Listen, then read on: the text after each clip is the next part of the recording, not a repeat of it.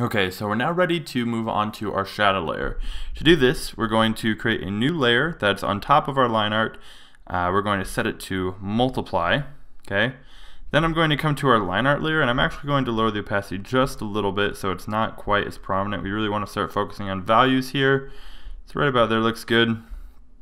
Color is fine, okay? So I'm going to be imagining that this guy's lit by sun, which means the shadows are going to have a little bit of a blue look to them.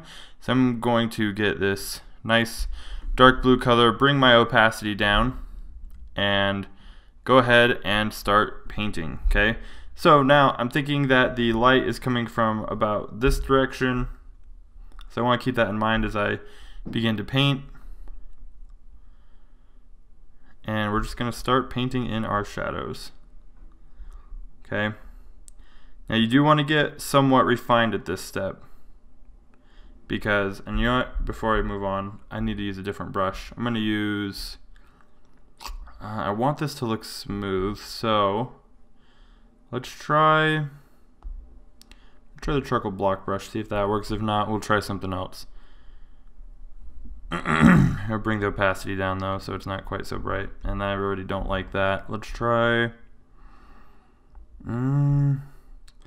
let's just go with the regular old round brush actually. I think that will have to do.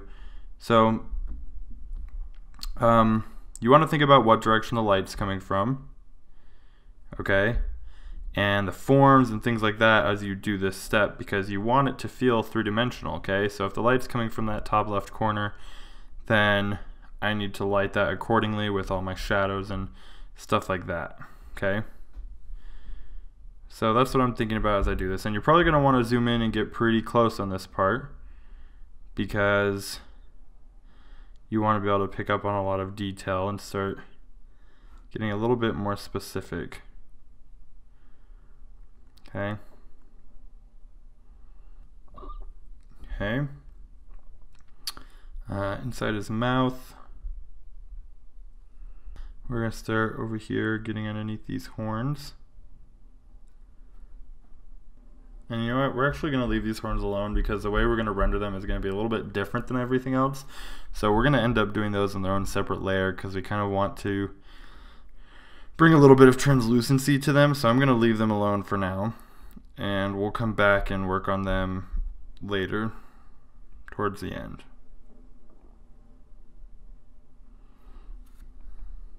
Let's come down here under his neck.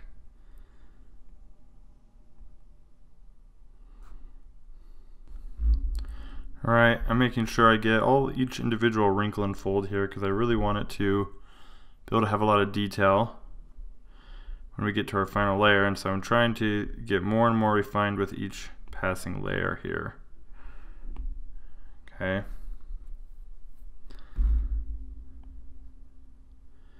Alright, we're going to come over here and get this shoulder part here.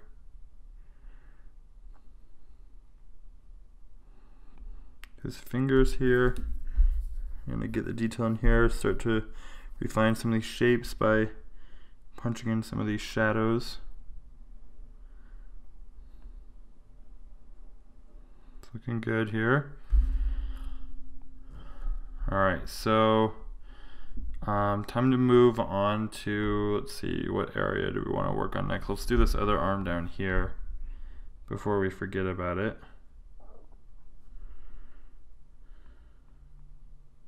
Okay, excellent. Where to next? Let's see, we got some spots here on his neck we can detail out a little bit more, I think. Push things a little bit darker here in his chest and stomach area and his neck. Okay, and probably down here a little bit more too.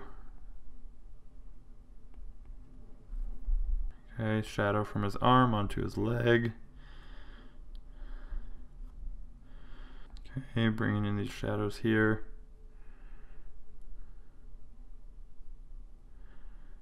Alright, so moving up on here to the shoulder.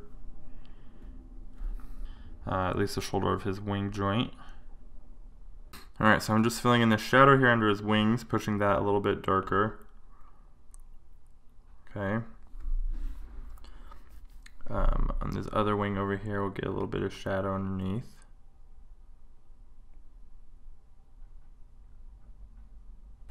Let's see, what else are we missing? The tail here. Need to fill that in.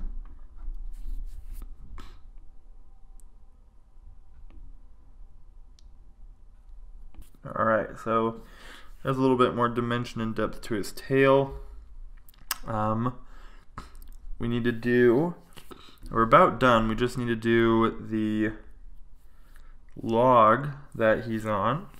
So first we're going to start with the actual cast shadow from him standing on it. And then we can go ahead and come back and do any of the actual wood texture. Getting the log here. I'm thinking about it in large shapes first, and then going in and getting some of the smaller shapes and textures in afterwards. Alright, so first and foremost I'm thinking of it as a large cylinder, and then I can go in and define some of the smaller textures and shapes that are in there in the wood.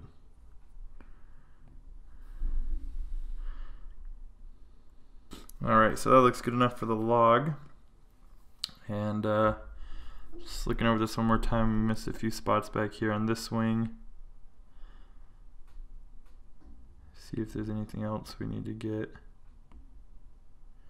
Maybe a handful of these scales. We'll add some shadow onto the bottom edge.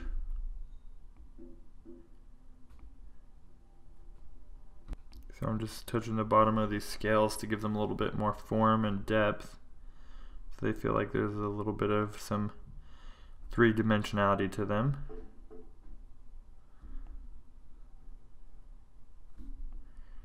Some of these scales back here on his back leg. Just touching some shadows on the bottom of those as well. It's not super dark either, right? I don't want these to be too prominent, but I do want them to have a little bit of a raised edge to them.